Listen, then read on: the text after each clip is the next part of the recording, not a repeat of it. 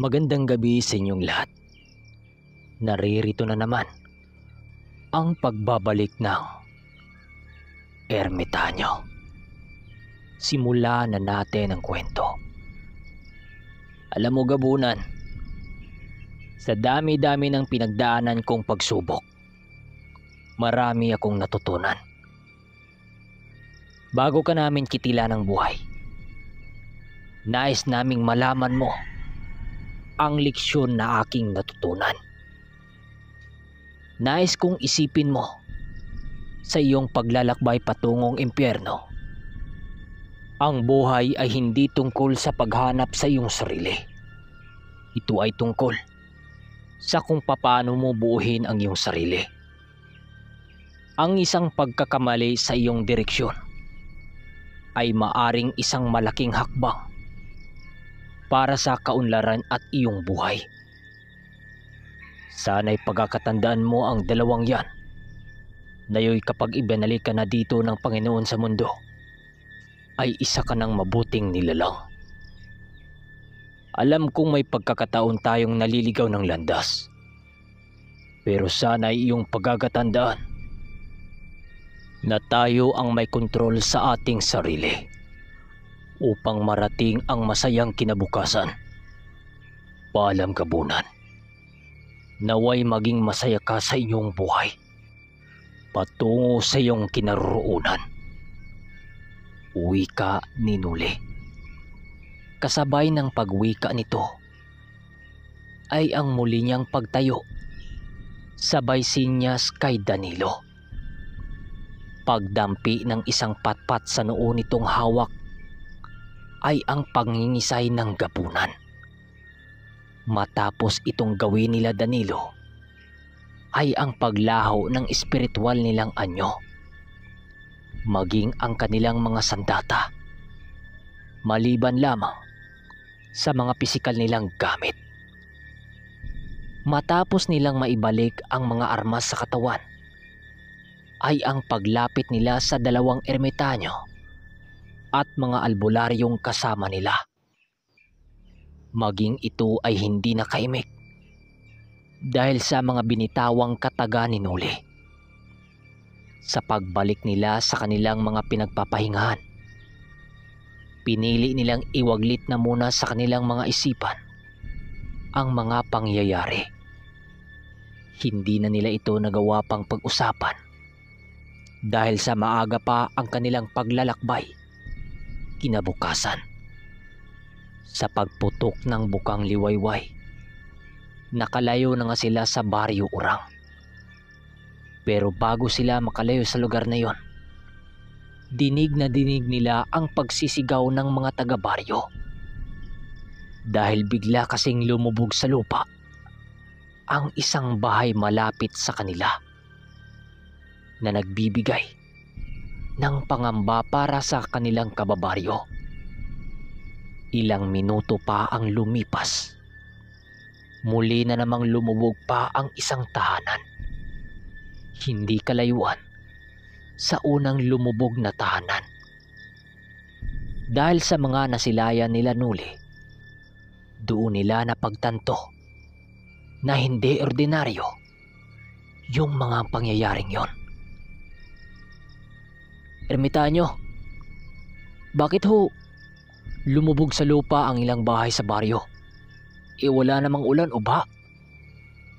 Wika ni Nuli.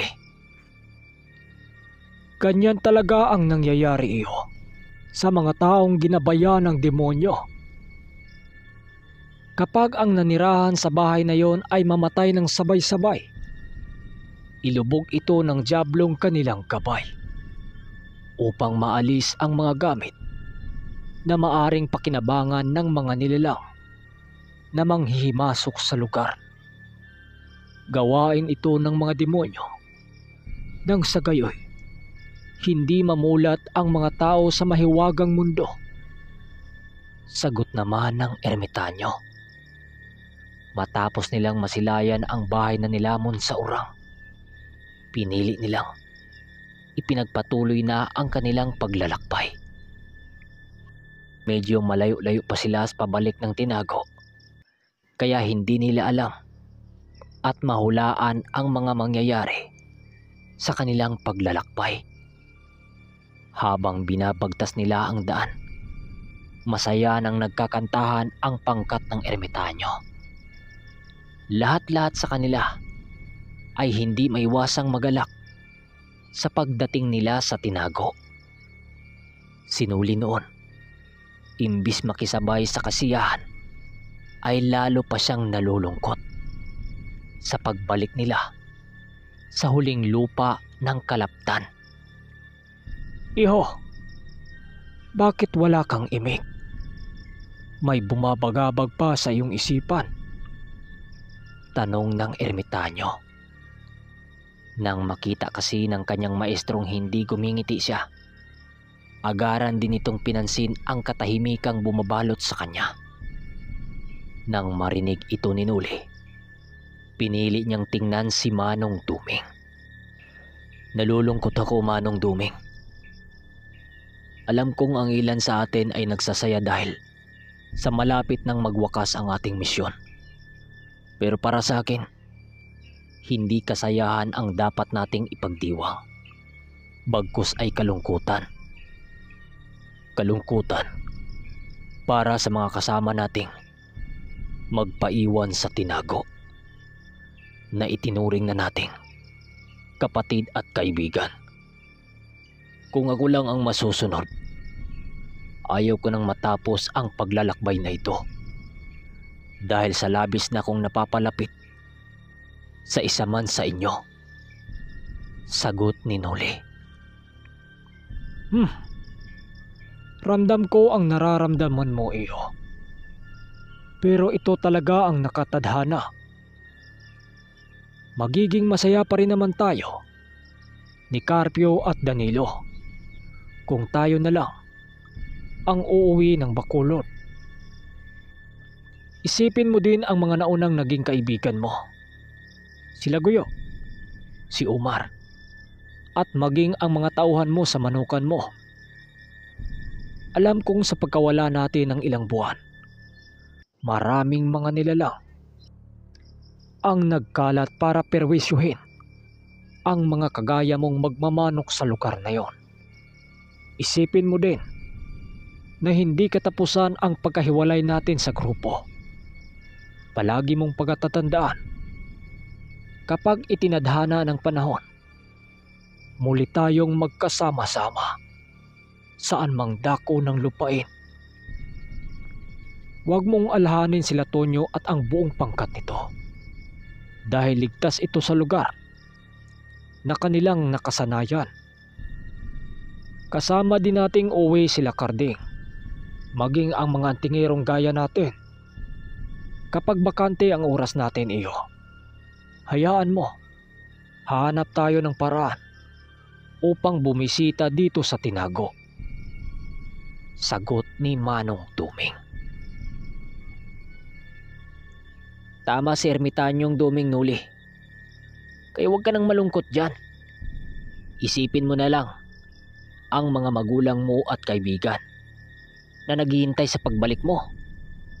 Dagdag naman ni Tonyo. Nang marinig ito ni Nuli, pinili niyang ngumiti na lamang sa sinabi ni Tonyo. Nang tuluyan na silang nakalayo sa baryo ng Urang, doon na nag-umpisa ang seryoso nilang paglalakbay. Sa paglipas ng araw na yun, naging matiwasay naman ang paglalakbay ng kanilang grupo. 3 araw na lang ang kinakailangan nilang bunuin sa daan upang marating nila ang tinago. Habang nagpapahinga noon ang kanilang pangkat sa ilalim ng malalaking puno, meron silang narinig na isang paghuni ng isang malalaking ibon.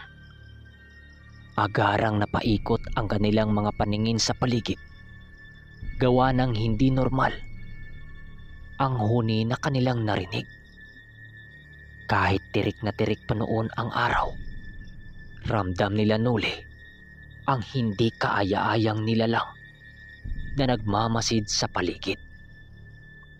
Ilang mga minuto pa ang makalipas Muli na naman nilang narinig ang mga paghuni.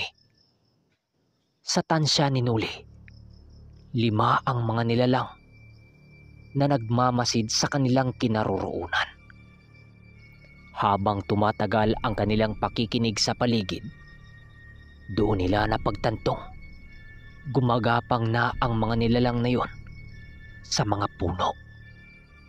Alam ng ermitanyong mga tamawong itim ang mga nilalang na yon, kung kaya't pinili nilang masilayan na muna ito bago gumawa ng aksyon. Ilang minuto pa ang makalipas, doon na lumitaw sa mga mata ng ermitanyo ang kakaibang mga nilalang na doon pa lamang nila masilayan.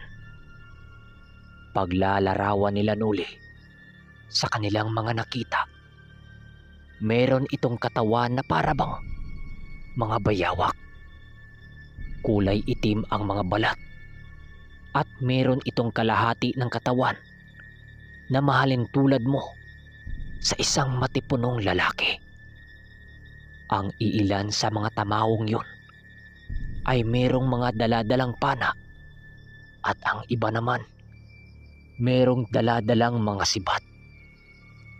Kapag natatakpa ng ulap ang araw, masisilayan nila Nuli ang malademonyong kaanyuan ng mga ito. Magsisihandaan kayo, mga tamawong mapanlinlang ang nasa harapan natin. Huwag kayong magpapaloko sa inyong mga paningin dahil kaya nilang dayain ang kanilang pagkamatay sa laban.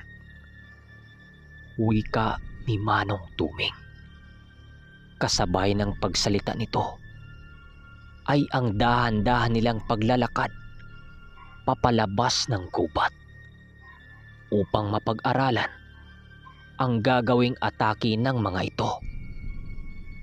Nang marating na nila ang mapatag na parte, biglang nakarinig sila ng isang napakatapang na boses na nanggagaling sa mga nilalang na yon. Hindi rin nakasunod ang mga ito, kaya ang ginawa nila Manong Duming ay naghintay na lamang sa lugar. Hindi sila pwedeng makampante sa paligid dahil kayang magmukhang bagay ang mga nilalang na yon na makikita nila sa looban ng kakahuyan.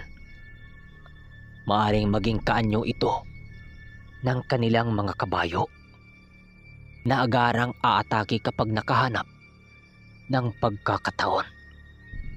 Manong, ano na ho ang gagawin natin?